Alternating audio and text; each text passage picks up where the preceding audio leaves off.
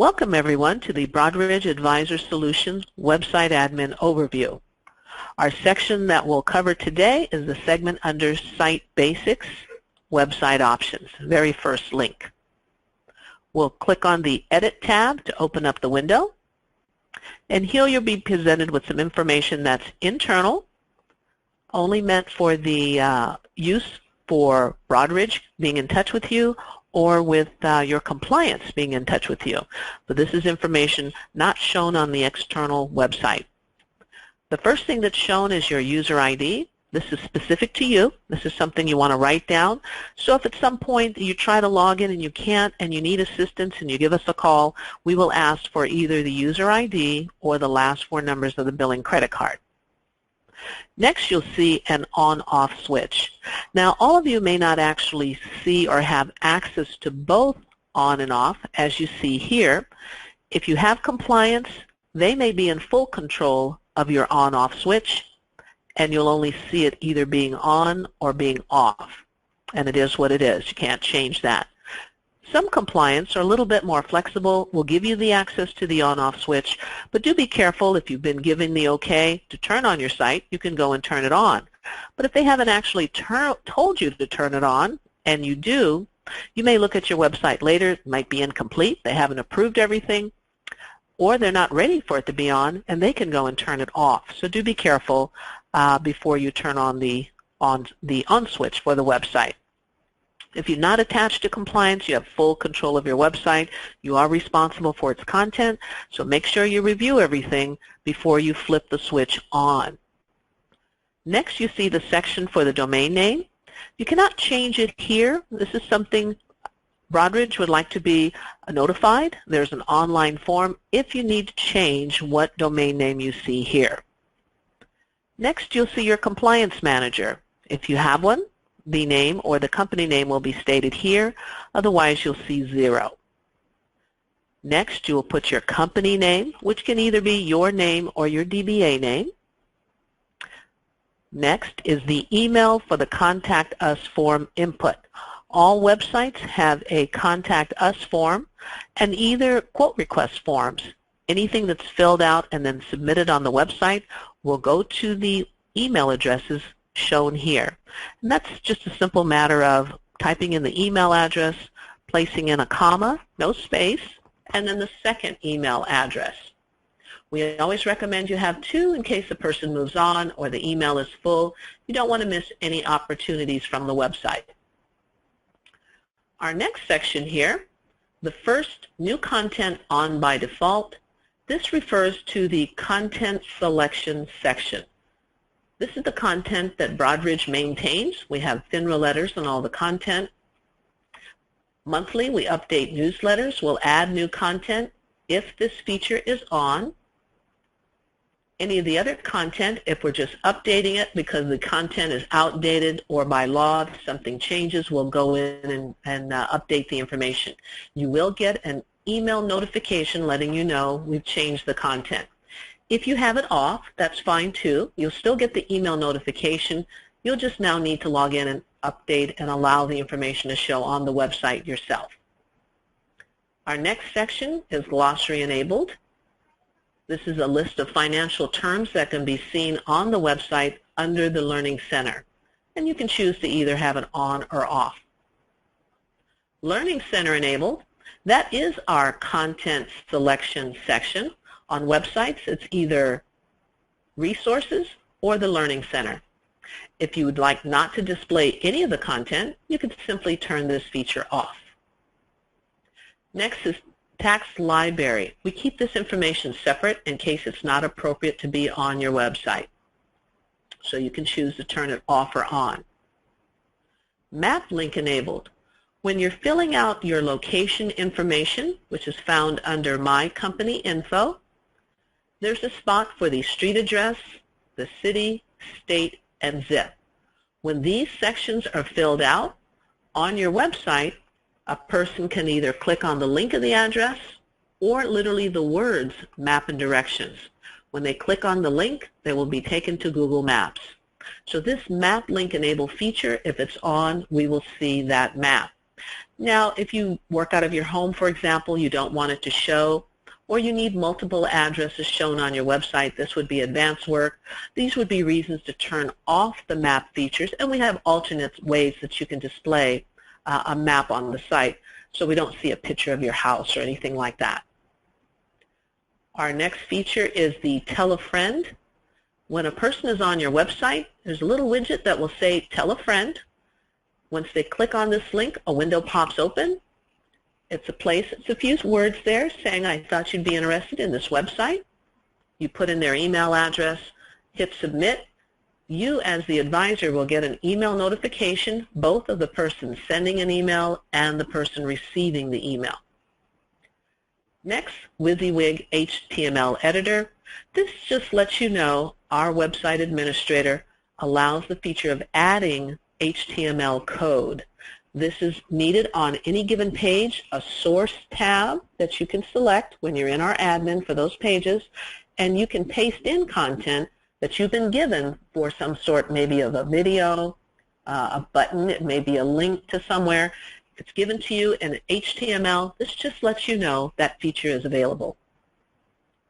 The next 4 items is something you want to work on after the site is live.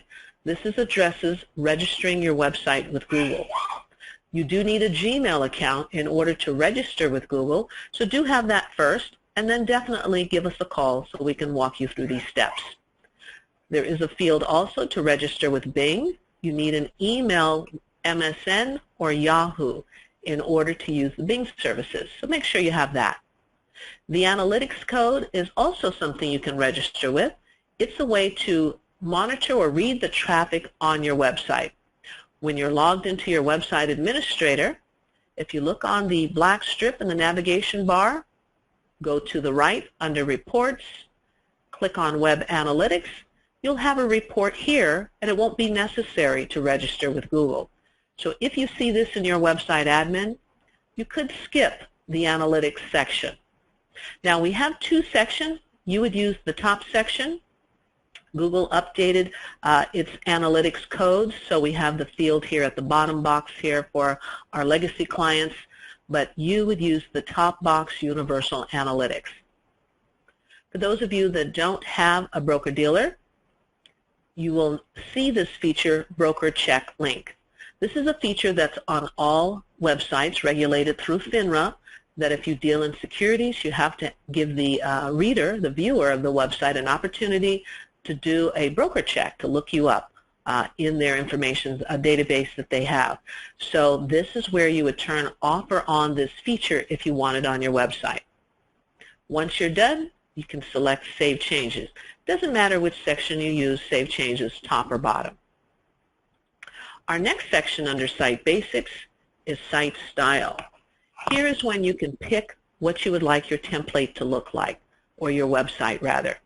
Now, depending on your broker-dealer, you may not see all of these options due to the branding they may want to have, so you may be limited in this field. The next section, where you see here alternate hero image, custom hero image, you'll see this feature if you select a template that's available in your section that's the letter Q. There's a way, I'll double-click on the image, to customize this image we see here. So if you select this image, or this template rather, you will see these options. The hero image, an alternate means you can pick this template and then see alternate pictures which you can then put in its place. The custom hero image allows you to put in your own picture. So if you're going to put in your own image in its place, make sure that image is a JPEG or a PNG. And here are the dimensions. All images on our website we measure in pixels. So 1,920 pixels wide is necessary for that image to fit on the template. And the height can be between 800 and 1,200 pixels tall. This is your choice. But it has to be 1,920 pixels wide in order to fit properly on the template. Here is our stored file segment. Anything you want on your website, you need to place into your stored files first. We just scroll down until we see our Browse tab. You would select either Browse or Choose File. Find the item you want displayed on the website.